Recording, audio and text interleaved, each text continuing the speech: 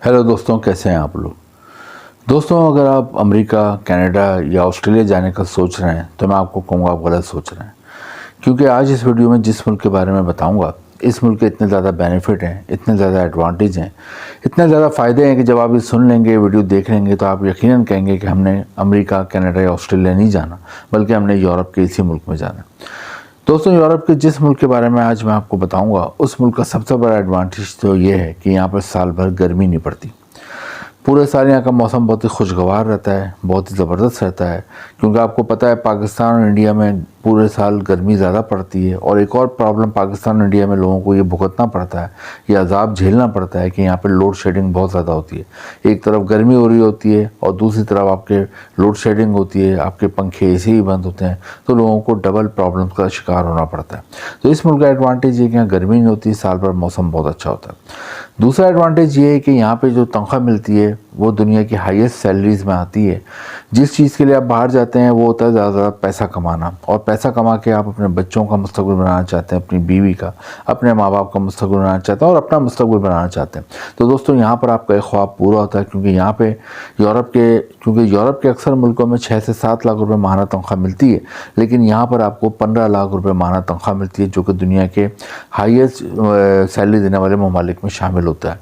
तो ये एक और एडवांटेज है कि यहाँ पे आपको सैलरी बहुत ज़बरदस्त मिलती है, जिसके लिए आप बाहर जाते हैं, अपना मुल्क छोड़ते हैं और बाहर आप जाके अपने घर वालों का मुस्तकबिल बनाने के लिए मेहनत करते हैं। लेकिन इधर आपको उसका पूरा रिवार्ड भी मिलता है, आपको बहुत ज़बरदस्त सैलरी मिलती है। ये एक और एडवांटेज है। तीसरा एडवांटेज ये है कि शेंगन कंट्री में आता है। शेंगन कंट्री क्या है? शेंगन कंट्री यूरोप के टोटल 50 में से 28 मुल्कों का एक मुआहदा है कि अगर कोई भी बंदा इन 28 मुल्कों में से किसी भी एक मुल्क में शेंगन वीज़ा लेके आता है तो बाकी के 27 मुल्कों में घूमने के लिए उसे वीज़ा लेने की ज़रूरत ही नहीं है।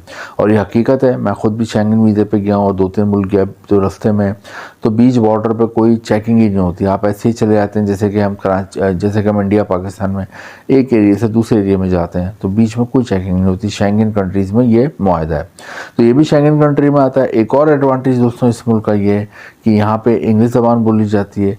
और दोस्तों, एक और एडवांटेज यहाँ पर ये है कि मुल्क की अहमियत का अंदाज़ा हम लगाते हैं उसकी पासपोर्ट रैंकिंग से, कि इसका पासपोर्ट दुनिया में कितना मजबूत है।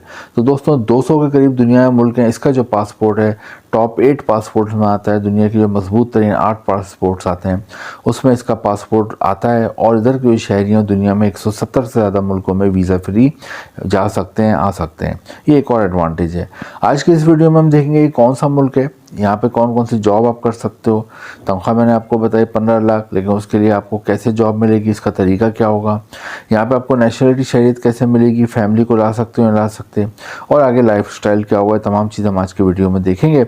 और यकीनन ये इन्फॉर्मेशन देखने के बाद आपका पहला स्टेप ही होगा कि इस मुल्क का मैं वीज़ा हासिल करूँ।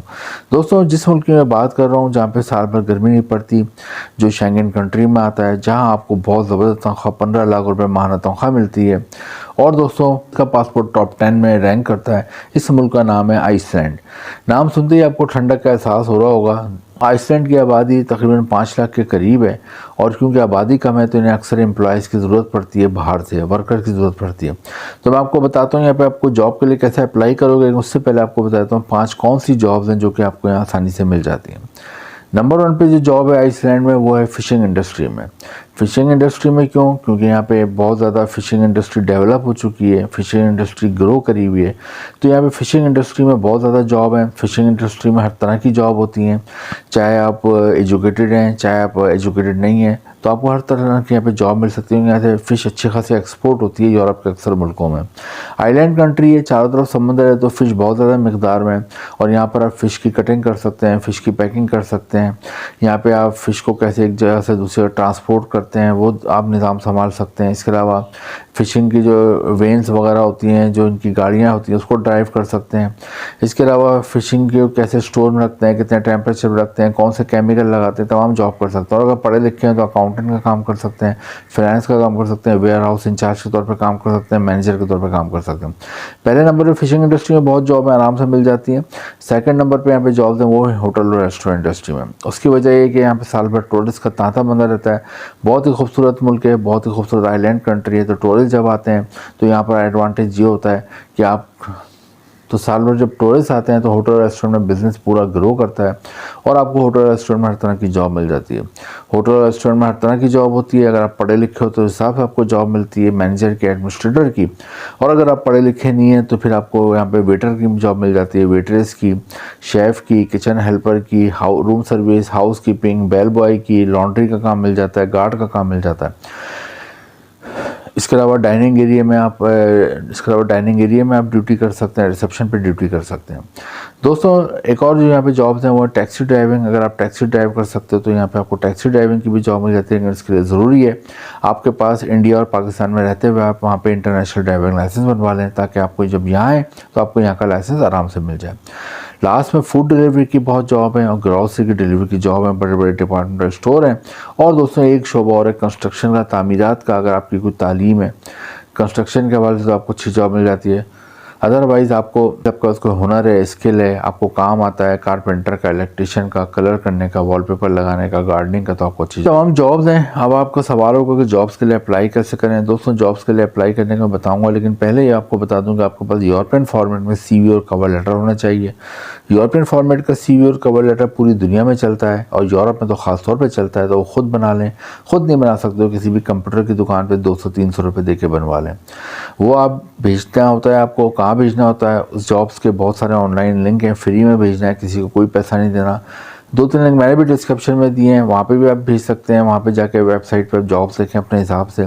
इसके अलावा भी गूगल पे आइसलैंड के बहुत सारे लिंक हैं, वहाँ पे आप जॉब के लिए अपना यूरोपियन फॉर्मेट का CV और कवर लेटर भेजते हैं तो एम्प्लॉयर आपको कॉन्टैक्ट करता है और फिर वो आपका इंटरव्यू करता है, जूम पे, वीडियो कॉल पे, व्हाट्सएप पे। अगर आप इंटरव्यू में पास हो जाते हैं तो आपको वहाँ पे वो ये जॉब ऑफर लेटर लेता है खुद और आपको यहाँ भिजवाता है। वो लेके आप आइसलैंड का जो एम्बेसी है, कॉन्सुलेट है पाकिस्तान इंडिया में, वहाँ जाते हैं।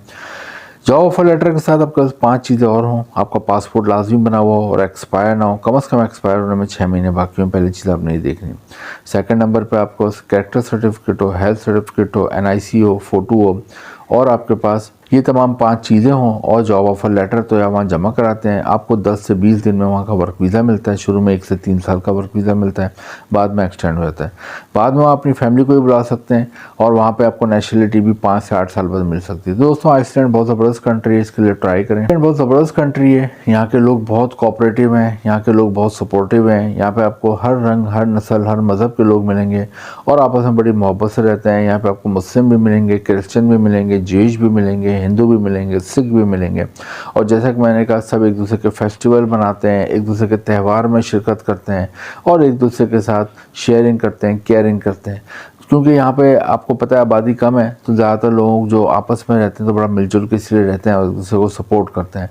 तो आइसलैंड के लिए ट्राई करें। ख़ासतौर पे आप यूरोप के किसी अच्छे मुल्क में जाना चाहते हैं तो बाद में अक्सर लोग यहाँ से UK वगैरह ही मूव हो जाते हैं, क्योंकि UK इंग्लैंड यहाँ से बहुत करीब है। तो आइसलैंड बहुत ज़बरदस्त कंट्री है, इसके लिए ट्राई करें। अगर आप वहाँ चले जाते हैं और बाद में फैमिली बुला लेते हैं तो आपका ही नहीं, आपके आने वाली नस्लों का भी मुस्तकबिल बनता है। वीडियो इन्फॉर्मेटिव लगी तो लाइक करें, शेयर करें, चैनल को सब्सक्राइब करें। Thank you.